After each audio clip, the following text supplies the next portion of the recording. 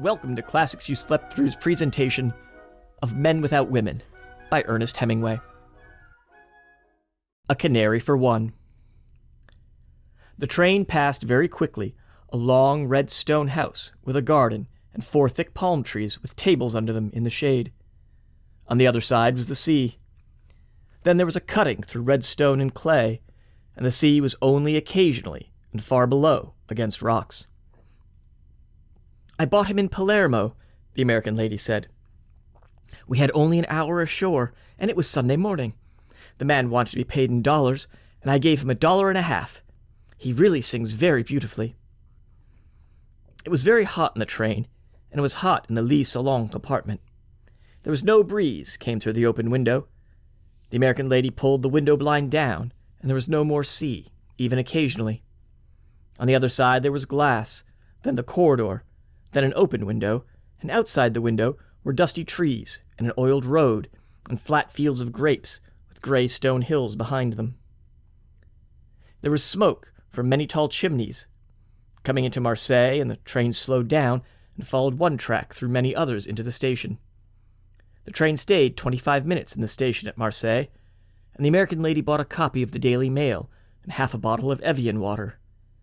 She walked a little way along the station platform, but she stayed near the steps of the car, because at Cannes, where it had stopped for 12 minutes, the train had left with no signal of departure, and she had only gotten on just in time. The American lady was a little deaf, and she was afraid that perhaps signals of departure were given, and she did not hear them. The train left the station in Marseille, and there was not only the switch yards and the factory smoke, but, looking back, the town of Marseille, and the harbor with stone hills behind it, and the last of the sun on the water. As it was getting dark, the train passed a farmhouse burning in a field. Motor cars were stopped along the road, and bedding and things from inside the farmhouse were spread in the field. Many people were watching the house burn. After it was dark, the train was in Avignon.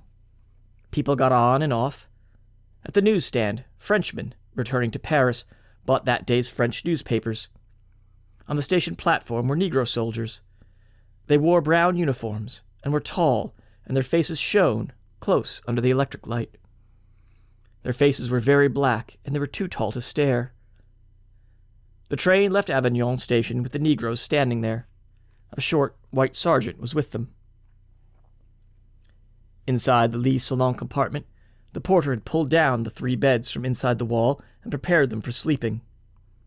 In the night, the American lady lay without sleeping, because the train was a rapide, and it went very fast, and she was afraid of the speed in the night. The American lady's bed was the one next to the window. The Canary from Palermo, a cloth spread over his cage, was out of the draught in the corridor that went into the compartment washroom. There was a blue light outside the compartment, and all night the train went very fast, and the American lady lay awake and waited for a wreck. In the morning, the train was near Paris, and after the American lady had come out from the washroom, looking very wholesome and middle-aged and American, in spite of not having slept, and had taken the cloth off the bird-cage and hung the cage in the sun, she went back to the restaurant car for breakfast. When she came back into the lit salon compartment again, the beds had been pushed back into the wall and made into seats. The Canary was shaking his feathers in the sunlight that came through the open window, and the train was much nearer Paris. "He loves the sun," the American lady said. "He'll sing now in a little while." The Canary shook his feathers and pecked into them. "I've always loved birds," the American lady said. "I'm taking him home to my little girl. There, he's singing now." The Canary chirped, and the feathers on his throat stood out. Then he dropped his bill and pecked into his feathers again. The train crossed a river and passed into a very carefully tended forest. The train passed through many outside of Paris towns. There were tramcars in the towns, and big advertisements for the Belle Jardiniere and Dubonnet and Pernon on the walls towards the train. All that the train passed through looked as though it were before breakfast. For several minutes I had not listened to the American lady, who was talking to my wife. "Is your husband American too?" asked the lady. "Yes," said my wife, "we're both Americans." "I thought you were English." "Oh, no." "Perhaps that was because I wore braces," I said. I had started to say suspenders and changed it to braces in the mouth to keep my English character. The American lady did not hear. She was really quite deaf. She read lips, and I had not looked toward her. I looked out the window. She went on talking with my wife. "I'm so glad you're Americans. American men make the best husbands," the American lady was saying. "That's why we left the continent, you know. My daughter fell in love with a man in Vevey." She stopped. "They were simply madly in love." She stopped again. "I took her away, of course." "Did she get over it?" asked my wife. "I don't think so," said the American lady. "She wouldn't eat anything, and she wouldn't sleep at all. I've tried so very hard, but she doesn't seem to take an interest in anything. She doesn't care about things. I couldn't have her marrying a foreigner." She paused. "Someone, a very good friend, told me once, 'No foreigner can make an American girl a good husband.'" "No," said my wife. "I suppose not." The American lady admired my wife's traveling coat, and it turned out that the American lady had bought her own clothes for 20 years now from the same Maison des Courtiers in the Rue Saint-Honoré. They had her measurements, and a vendeur who knew her and her tastes picked out dresses for her, and they were sent to America. They came to the post office, near where she lived, uptown in New York, and the duty was never exorbitant, because they opened the dresses there in the post office to appraise them, and they were always very simple-looking, with no gold lace nor ornaments that would make the dresses look expensive. Before the present vendeur, named Thérèse, there had been another vendeur, named Amélie. Together, there had only been these two in the 20 years. It had always been the same courtier. Prices, however, had gone up. The exchange, though, equalized that. They had her daughter's measurements now, too. She was grown up, and there was not much chance of their changing now. The train was now coming into Paris. The fortifications were leveled, but grass had not grown.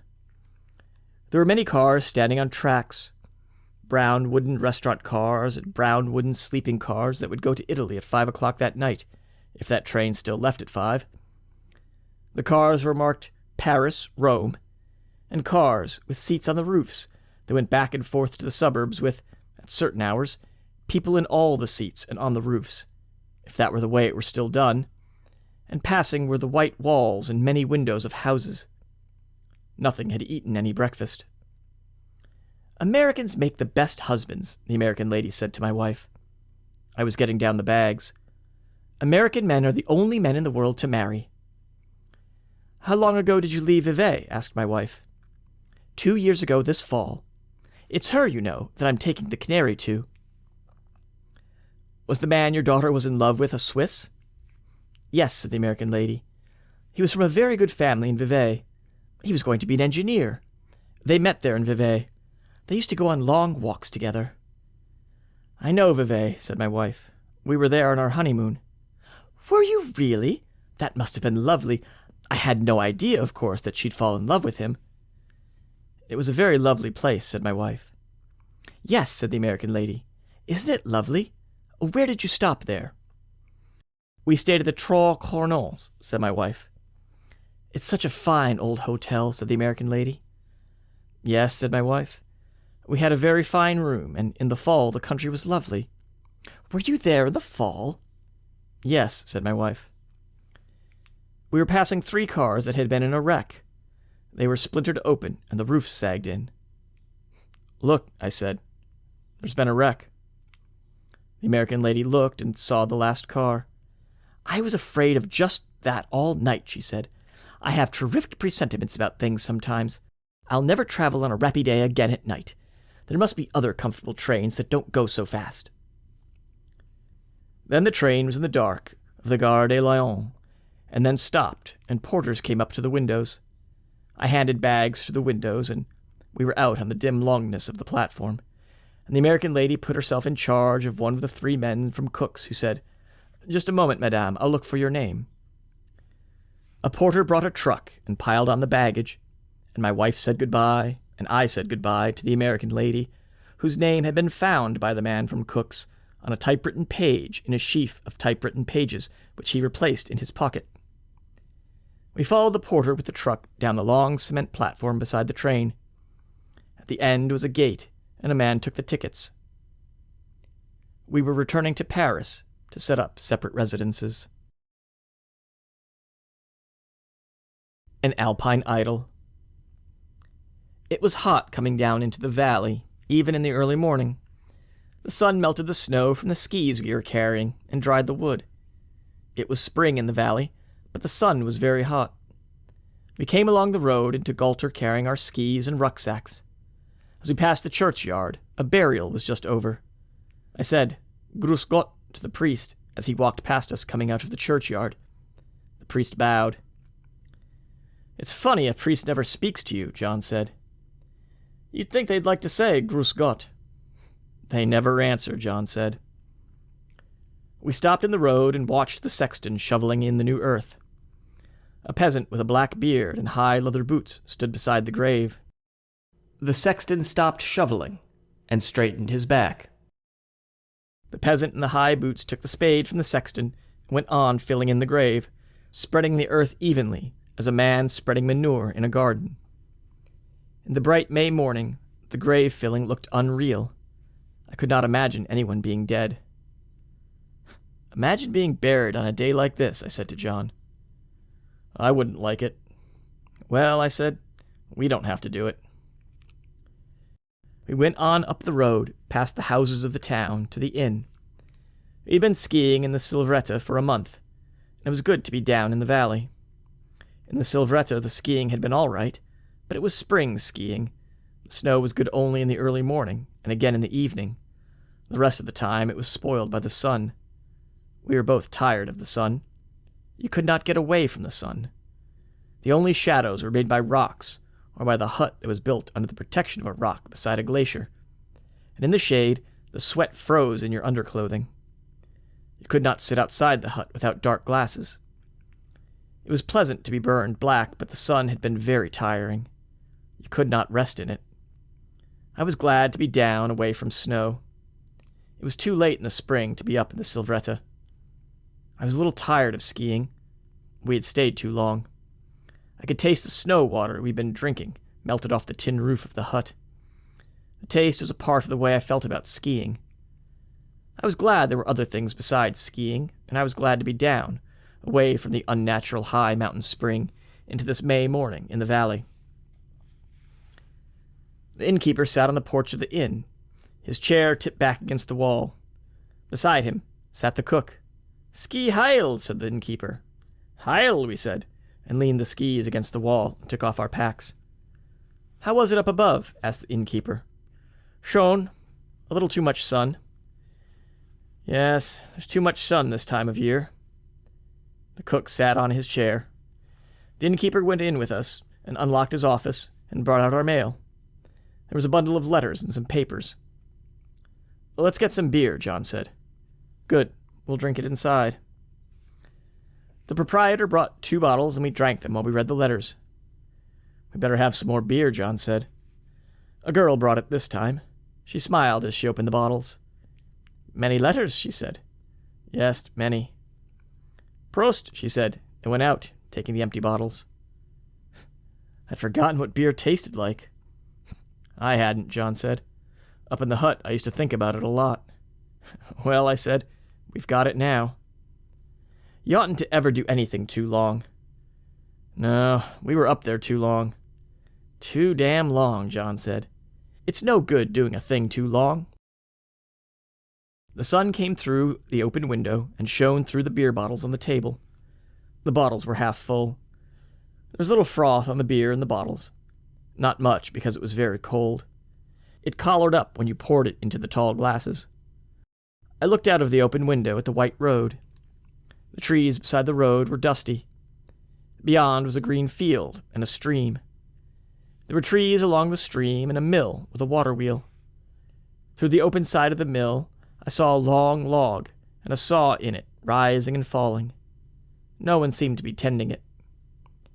There were 4 crows walking in the green field. One crow sat in a tree watching. Outside on the porch, the cook got off his chair and passed into the hall that led back into the kitchen. Inside, the sunlight shone through the empty glasses on the table.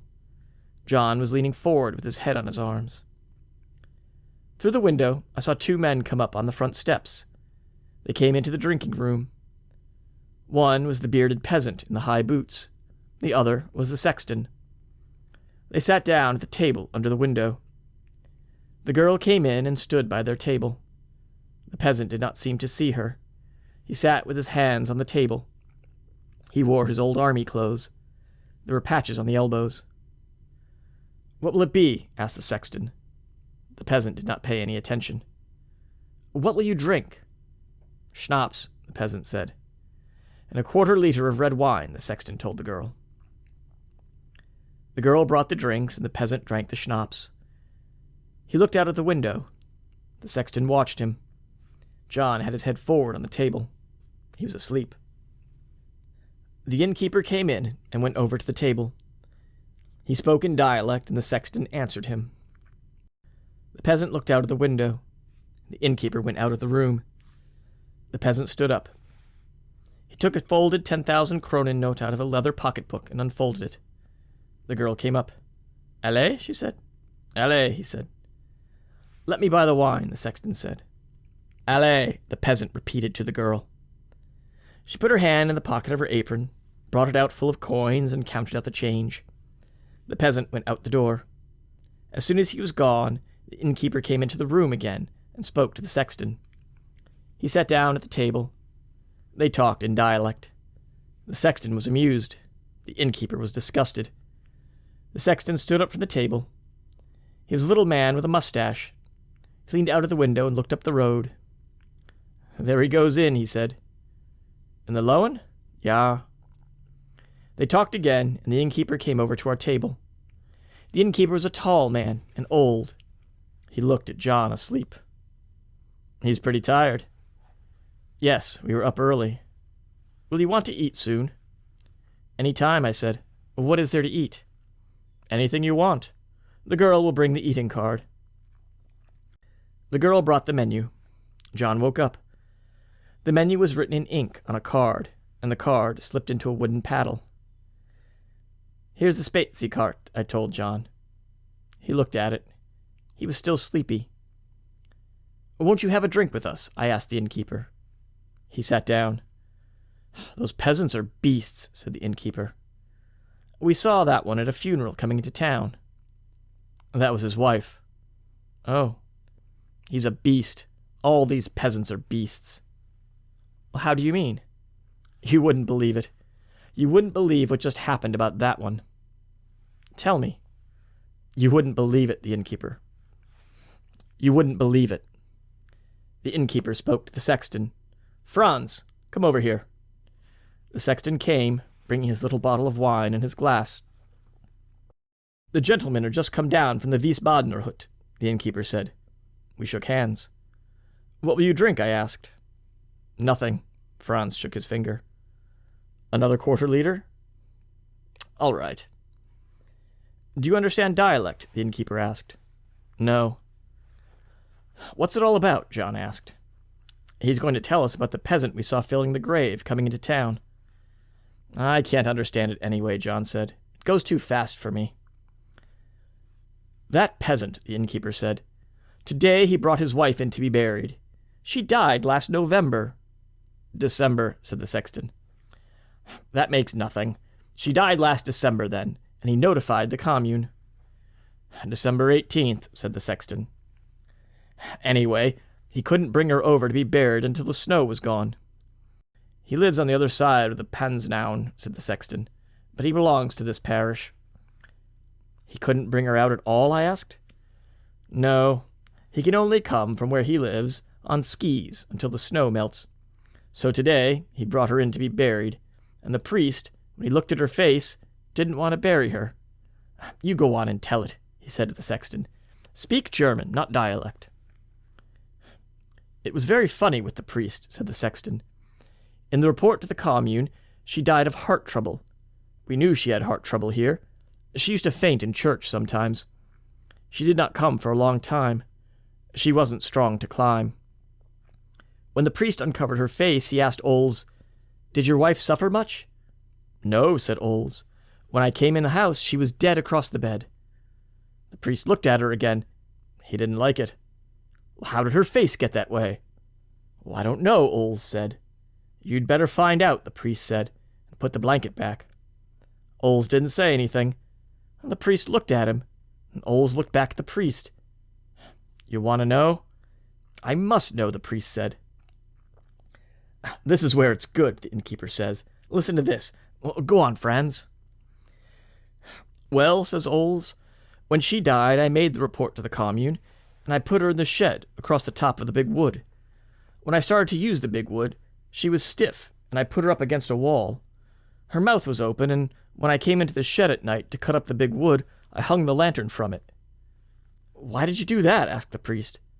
I don't know, said Oles. Did you do that many times? Every time I went to work in the shed at night. It was very wrong, said the priest. Did you love your wife? Ja, I loved her, said Oles. I loved her fine. Did you understand it all? Asked the innkeeper. Did you understand it all? About his wife? I heard it. How about eating? John asked. You order, I said. Do you think it's true? I asked the innkeeper. Sure it's true, he said. These peasants are beasts. Where'd he go now?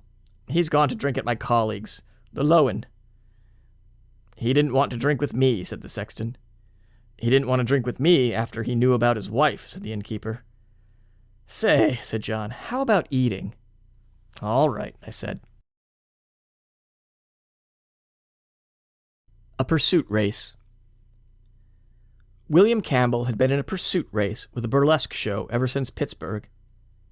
In a pursuit race, in bicycle racing, riders start at equal intervals to ride after one another.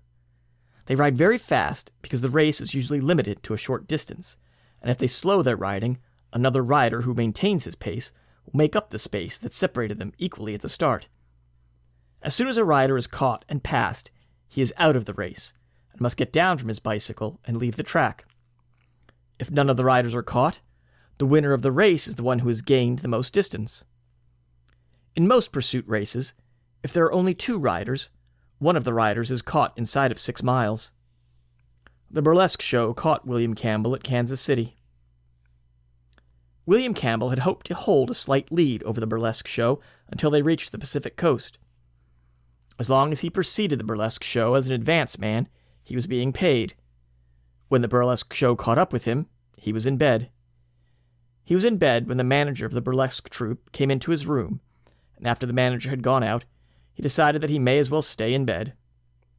It was very cold in Kansas City, and he was in no hurry to go out.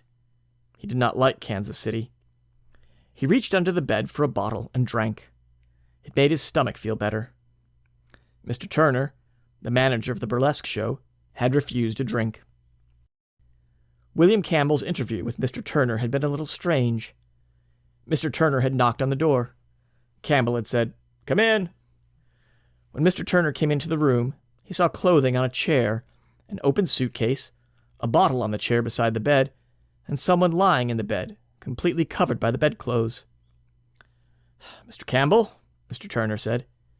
"You can't fire me," William Campbell said from under the covers. It was warm and white and close under the covers. "You can't fire me because I've got down off my bicycle." "You're drunk," Mr. Turner said. "Oh, yes," William Campbell said, speaking directly against the sheet and feeling the texture with his lips. "You're a fool," Mr. Turner said. He turned off the electric light. The electric light had been burning all night. It was now 10 o'clock in the morning. "You're a drunken fool. When did you get into this town?" "I got into this town last night," William Campbell said, speaking into the sheet. He found that he liked to talk to the sheet. "Did you ever talk through a sheet?" "Don't try to be funny. You aren't funny." "I'm not being funny. I'm just talking through a sheet." "You're talking through a sheet, all right." "You can go now, Mr. Turner," Campbell said. "I don't work for you anymore." "You know that anyway." "I know a lot," William Campbell said. He pulled down the sheet and looked at Mr. Turner. "I know enough, so I don't mind looking at you at all. Do you want to hear what I know?" "No." "Good," said William Campbell, "'cause really, I don't know anything at all. I was just talking. He pulled the sheet up over his face again. I love it under a sheet, he said. Mr. Turner stood beside the bed. He was a middle-aged man with a large stomach and a bald head, and he had many things to do. You ought to stop off here, Billy, and take a cure, he said. I'll fix it up for you if you want to do it. I don't want to take a cure, William Campbell said. I don't want to take a cure at all. I'm perfectly happy. All my life, I've been perfectly happy. How long have you been this way? What a question! William Campbell breathed in and out through the sheet. How long have you been stewed, Billy? Haven't I done my work? Sure. I just asked you how long you've been stewed, Billy. I don't know, but I've got my wolf back. He touched the sheet with his tongue. I've had him for a week. The hell you have. Oh, yes, my dear wolf. Every time I take a drink, he goes outside the room.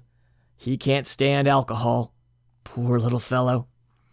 He moved his tongue round and round on the sheet. He's a lovely wolf. He's just like he always was. William Campbell shut his eyes and took a deep breath. You've got to take a cure, Billy, Mr. Turner said. You won't mind the Keeley. It isn't bad. Oh, the Keeley, William Campbell said. It isn't far from London. He shut his eyes and opened them, moving eyelashes against the sheet. I just love sheets, he said. He looked at Mr. Turner. Listen, you think I'm drunk. You are drunk. No, I'm not. You're drunk and you've had DTs. No. William Campbell held the sheet around his head. Dear sheet, he said. He breathed gently against it. Pretty sheet. You love me, don't you, sheet?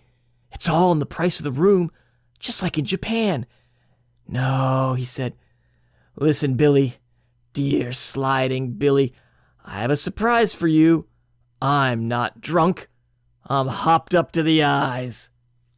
No, said Mr. Turner. Take a look. William Campbell pulled the right sleeve of his pajama jacket under the sheet, then shoved the right forearm out. Look at that! On the forearm, just above the wrist to the elbow, were small blue circles around tiny dark blue punctures. The circles almost touched one another.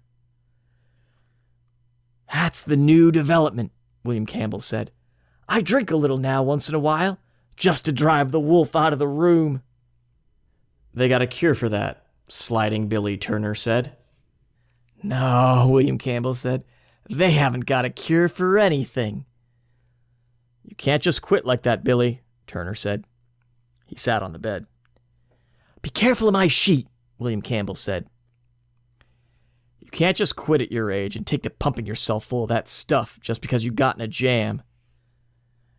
There's a law against it, if that's what you mean. No, I mean you got to fight it out. Billy Campbell caressed the sheets with his lips and his tongue. Dear sheet, he said. I can kiss this sheet and see right through it at the same time. Cut it out about the sheet. You can't just take to that stuff, Billy. William Campbell shut his eyes. He was beginning to feel a slight nausea. He knew that this nausea would increase steadily, without there ever being the relief of sickness until something were done against it. It was at this point that he suggested that Mr. Turner have a drink. Mr. Turner declined. William Campbell took a drink from the bottle. It was a temporary measure. Mr. Turner watched him. Mr. Turner had been in this room much longer than he should have been. He had many things to do. Although living in daily association with people who used drugs, he had a horror of drugs, and he was very fond of William Campbell. He did not wish to leave him. He was very sorry for him, and he felt a cure might help. He knew there were good cures in Kansas City, but he had to go. He stood up. Listen, Billy, William Campbell said, I want to tell you something. You're called Slidin' Billy. That's because you can slide. I'm just called Billy. That's because I never could slide at all.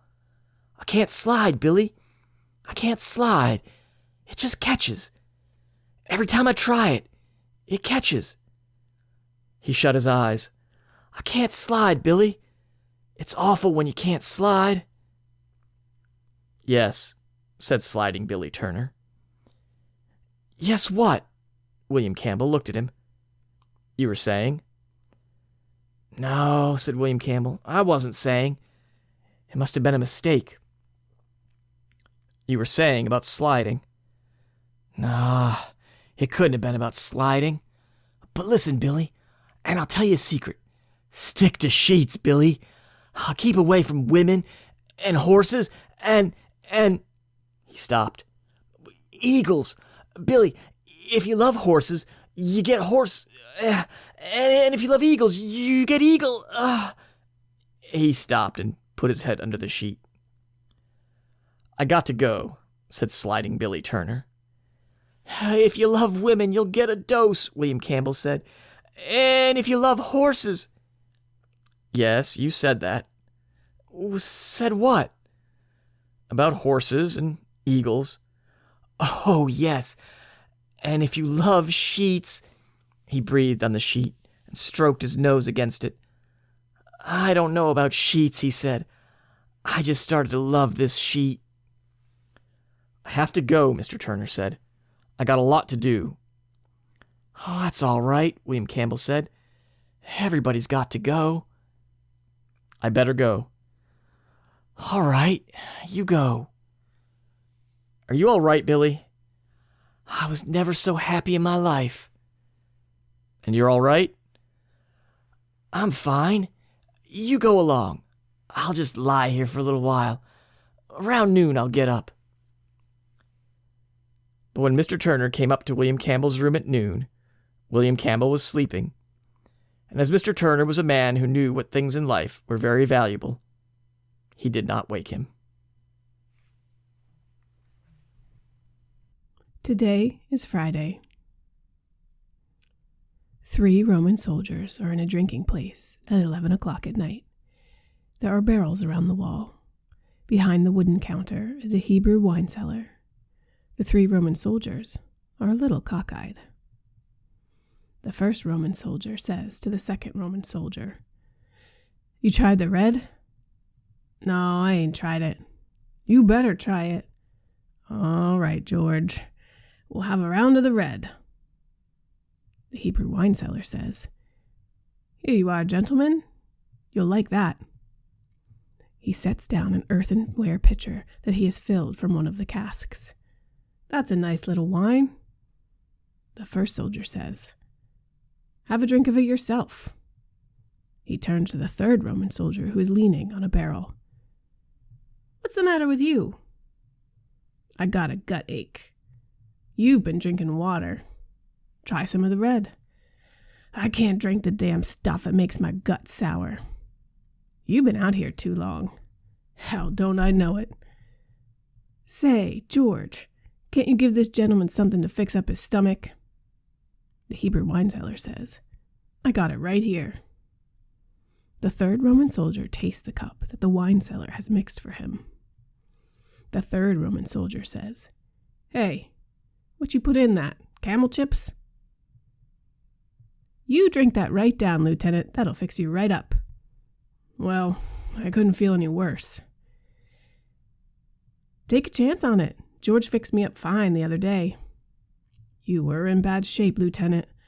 I know what fixes up a bad stomach. The third Roman soldier drinks down the cup. Jesus Christ! He makes a face. The second soldier says, That false alarm. Oh, I don't know. He was pretty good in there today. Why didn't he come down off the cross? He didn't want to come down off the cross. That's not his play. Show me a guy that doesn't want to come down off the cross. Aw, hell, you don't know anything about it. Ask George there. Did he want to come down off the cross, George? I'll tell you, gentlemen, I wasn't out there. It's a thing I haven't taken any interest in. Listen, I've seen a lot of them. Here and plenty of other places. Anytime you show me one that doesn't want to get down off the cross when the time comes, I'll climb right up with him. I thought he was pretty good in there today. He was all right. You guys don't know what I'm talking about. I'm not saying whether he was good or not. What I mean is when the time comes. When they first start nailing him, there isn't none of them that wouldn't stop it if they could. Didn't you follow it, George? Nope, I didn't take any interest in it, Lieutenant. I was surprised how he acted. The part I don't like is the nailing them on. You know, that must get to you pretty bad. Isn't that's so bad as when they first lift him up. He makes a lifting gesture with his two palms together. When the weight starts to pull on him, that's when it gets him. It takes some of them pretty bad. Ain't I seen him? I seen plenty of them. I tell you, he was pretty good in there today. The second Roman soldier smiles at the Hebrew wine seller.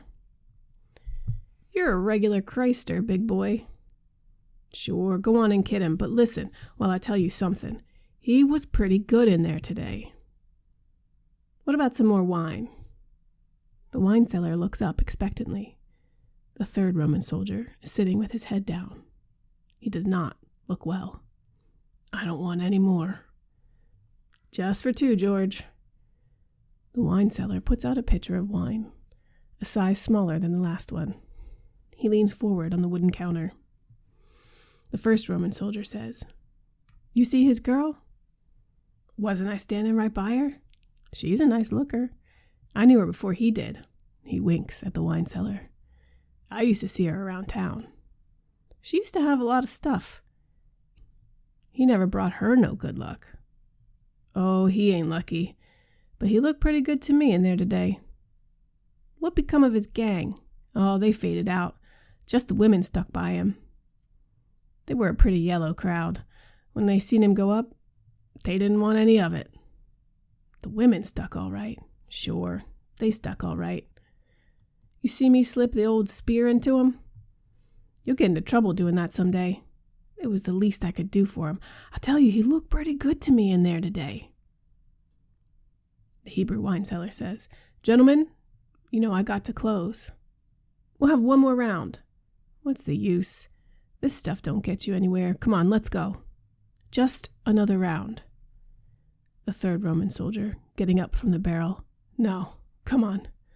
Let's go. I feel like hell tonight. Just one more. No, come on. We're going to go. Good night, George. Put it on the bill. Good night, gentlemen. He looks a little worried. You couldn't let me have a little something on account, Lieutenant? What the hell, George? Wednesday's payday. It's all right, Lieutenant. Good night, gentlemen. The three Roman soldiers go out the door into the street. Outside in the street, the second Roman soldier said, George is a Jew just like all the rest of them. Oh, George is a nice fella. Everybody's a nice fella to you tonight. Come on, let's go up to the barracks. I feel like hell tonight. You've been out here too long. No, it ain't just that. I feel like hell. You've been out here too long. That's all. Curtain. Banal Story. So he ate an orange, slowly spitting out the seeds. Outside, the snow was turning to rain. Inside, the electric stove seemed to give no heat, and rising from his writing table, he sat down upon the stove. How good it felt. Here, at last, was life. He reached for another orange. Far away in Paris, Mascart had knocked Danny Frush cuckoo in the second round. Far off in Mesopotamia, 21 feet of snow had fallen.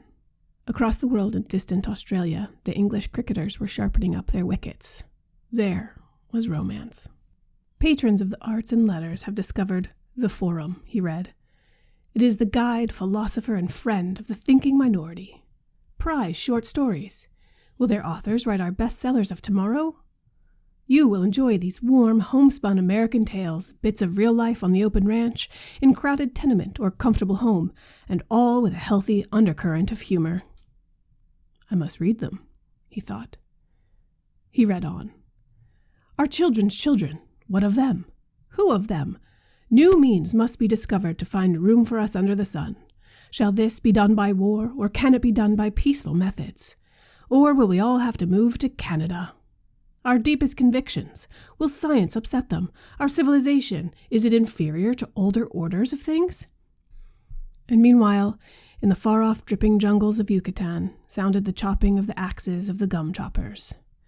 Do we want big men, or do we want them cultured? Take Joyce. Take President Coolidge. What star must our college students aim at? There's Jack Britton. There's Dr. Henry Van Dyke. Can we reconcile the two? Take the case of young Stribling. And what of our daughters, who must make their own soundings? Nancy Hawthorne is obliged to make her own soundings in the sea of life. Bravely and sensibly she faces the problems which come to every girl of 18. It was a splendid booklet. Are you a girl of 18? Take the case of Joan of Arc. Take the case of Bernard Shaw. Take the case of Betsy Ross. Think of these things in 1925. Was there a risque page in Puritan history? Were there two sides to Pocahontas? Did he have a fourth dimension? Are modern paintings and poetry art? Yes and no. Take Picasso. Have tramps codes of conduct? Send your mind adventuring. There is romance everywhere.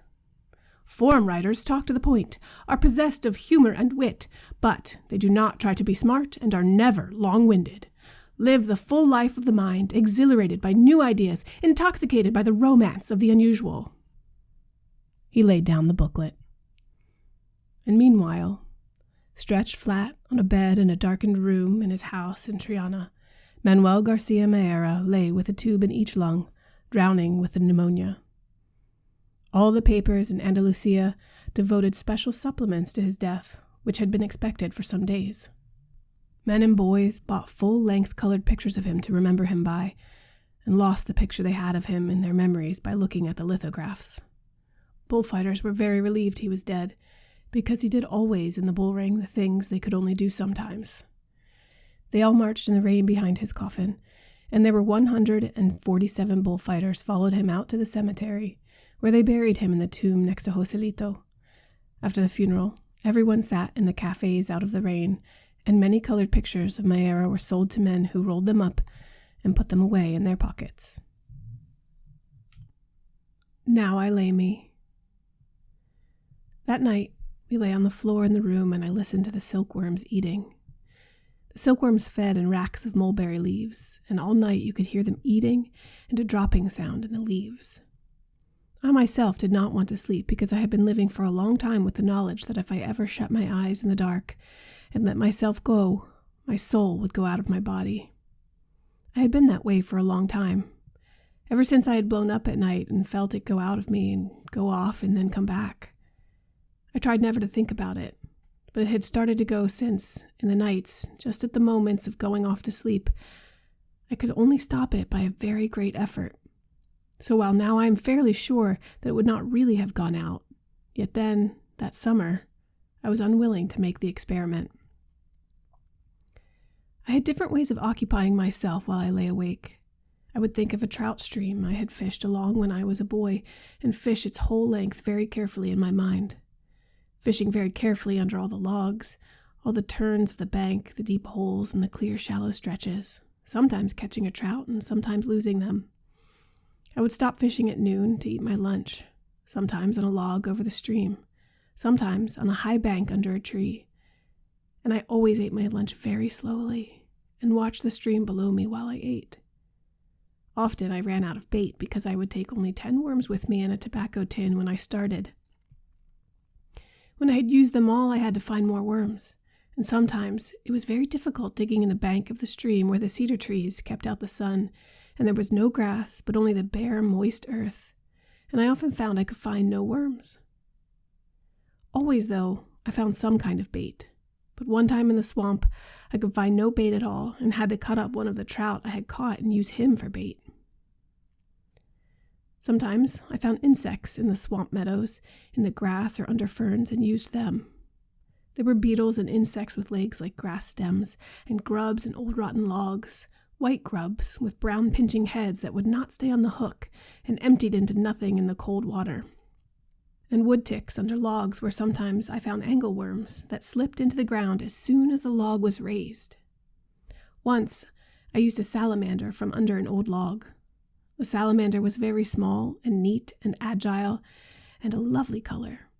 He had tiny feet that tried to hold on to the hook, and after that one time I never used a salamander, although I found them very often. Nor did I use crickets because of the way they acted about the hook. Sometimes the stream ran through an open meadow, and in the dry grass I would catch grasshoppers and use them for bait, and sometimes I would catch grasshoppers and toss them into the stream and watch them float along swimming on the stream and circling on the surface as the current took them and then disappear as a trout rose. Sometimes I would fish 4 or 5 different streams in the night, starting as near as I could get to their source and fishing them downstream. When I had finished too quickly and the time did not go, I would fish the stream over again, starting where it emptied into the lake and fishing back up the stream, trying for all the trout I had missed coming down. Some nights, too, I made up streams, and some of them were very exciting, and it was like being awake and dreaming. Some of those streams I still remember and think that I have fished in them, and they are confused with streams I really know. I gave them all names and went to them on the train and sometimes walked for miles to get to them. But some nights I could not find a fish, and on those nights I was cold awake and said my prayers over and over and tried to pray for all the people I had ever known. That took up a great amount of time, for if you try to remember all the people you have ever known, going back to the earliest thing you remember, which was, with me, the attic of the house where I was born, and my mother and father's wedding cake in a tin box hanging from one of the rafters, and in the attic, jars of snakes and other specimens that my father had collected as a boy and preserved in alcohol, the alcohol sunken in the jars, so the backs of some of the snakes and specimens were exposed and had turned white. If you thought back that far, you remembered a great many people. If you prayed for all of them, saying a Hail Mary and an Our Father for each one, it took a long time, and finally it would be light, and then you could go to sleep, if you were in a place where you could sleep in the daylight. On those nights I tried to remember everything that had ever happened to me, starting with just before I went to the war, and remembering back from one thing to another. I found I could only remember back to that attic in my grandfather's house. Then I would start there and remember this way again until I reached the war. I remembered after my grandfather died, we moved away from that house into a new house designed and built by my mother. Many things that were not to be moved were burned in the backyard, and I remember those jars from the attic being thrown in the fire and how they popped in the heat and the fire flamed up from the alcohol. I remember the snakes burning in the fire in the backyard. But there were no people in that, only things. I could not remember who burned the things even, and I would go on until I came to the people, and then stop and pray for them. About the new house, I remembered how my mother was always cleaning things out and making a good clearance. One time, when my father was away on a hunting trip, she made a good thorough cleaning in the basement and burned everything that should not have been there. When my father came home and got down from his buggy and hitched the horse, the fire was still burning in the road beside the house. I went out to meet him. He handed me his shotgun and looked at the fire. "What's this?" he asked. "I've been cleaning out the basement, dear," my mother said from the porch. She was standing there smiling to meet him. My father looked at the fire and kicked at something. Then he leaned over and picked something out of the ashes. "Get a rake, Nick," he said to me. I went to the basement and brought a rake, and my father raked very carefully in the ashes. He raked out stone axes and stone skinning knives and tools for making arrowheads and pieces of pottery and many arrowheads. They had all been blackened and chipped by the fire. My father raked them all out very carefully and spread them on the grass by the road. His shotgun in its leather case and his game bags were on the grass where he had left them when he stepped down from the buggy. "Take the gun and the bags in the house, Nick, and bring me a paper," he said. My mother had gone inside the house. I took the shotgun, which was heavy to carry, and banged against my legs, and the 2 game bags and started toward the house. "Take them one at a time," my father said. "Don't try and carry too much at once." I put down the game bags and took in the shotgun and brought out a newspaper from the pile in my father's office. My father spread all the blackened, chipped stone implements on the paper and then wrapped them up. The best arrowheads went all to pieces, he said. He walked into the house with the paper package, and I stayed outside on the grass with the 2 game bags. After a while, I took them in. In remembering that, there were only 2 people, so I would pray for them both. Some nights, though, I could not remember my prayers even. I could only get as far as, on earth as it is in heaven, and then have to start all over and be absolutely unable to get past that. Then I would have to recognize that I could not remember and give up saying my prayers that night and try something else. So on some nights, I would try to remember all the animals in the world by name, and then the birds, and then the fishes, and then countries and cities, and then kinds of food and the names of all the streets I could remember in Chicago.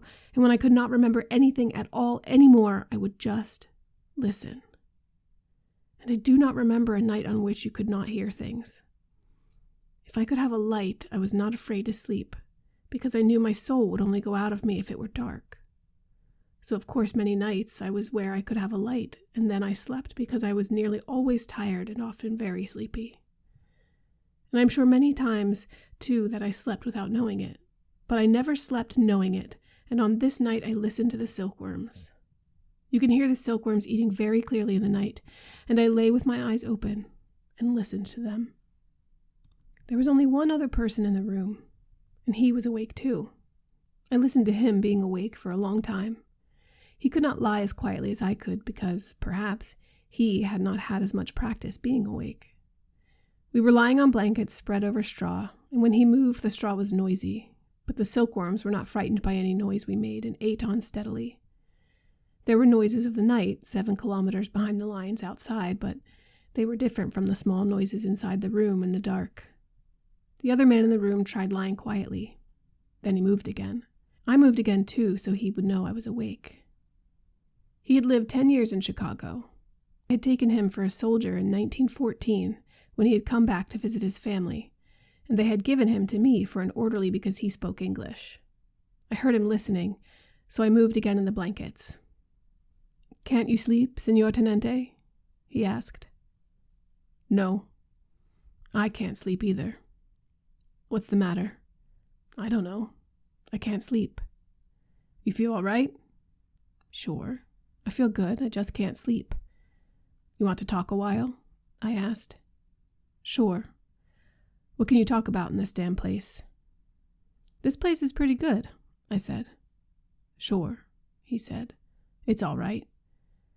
"Tell me about Chicago," I said. "Oh," he said, "I told you all that once." "Tell me about how you got married." "I told you that." "Was the letter you got Monday from her?" "Sure. She writes me all the time. She's making good money with the place." "You'll have a nice place when you go back." "Sure. She runs it fine. She's making a lot of money." "Don't you think we'll wake them up talking?" I asked. "No, they can't hear. Anyway, they sleep like pigs." "I'm different," he said. "I'm nervous." "Talk quiet," I said. "Want to smoke?" We smoked skillfully in the dark. "You don't smoke much, Señor Tenente." "No, I've just about cut it out." "Well," he said, "it don't do you any good, and I suppose you get so you don't miss it. Did you ever hear a blind man won't smoke because he can't see the smoke come out?" "I don't believe it." "I think it's all bull myself," he said. "I just heard it somewhere. You know how you hear things." We were both quiet, and I listened to the silkworms. "You hear those damn silkworms?" he asked. "You can hear them chew." "It's funny," I said. "Say, Señor Tenente, is there something really the matter that you can't sleep? I never see you sleep.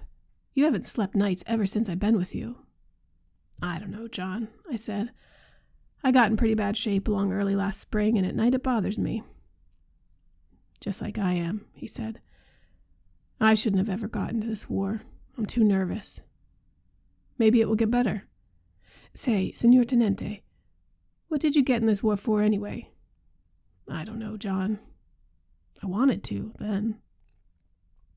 "Wanted to," he said. "That's a hell of a reason." "We oughtn't to talk out loud," I said. They just sleep like pigs, he said. They can't understand the English language anyway. They don't know a damn thing. What are you going to do when it's over and we go back to the States? I'll get a job on a paper. In Chicago? Maybe. Do you ever read what this fellow Brisbane writes? My wife cuts it out for me and sends it to me. Sure. Did you ever meet him? Nah, but I've seen him. I'd like to meet that fellow. He's a fine writer. My wife don't read English, but she takes the paper just like when I was at home, and she cuts out the editorials and the sports page and sends them to me. How are your kids? They're fine. One of the girls is in the 4th grade now.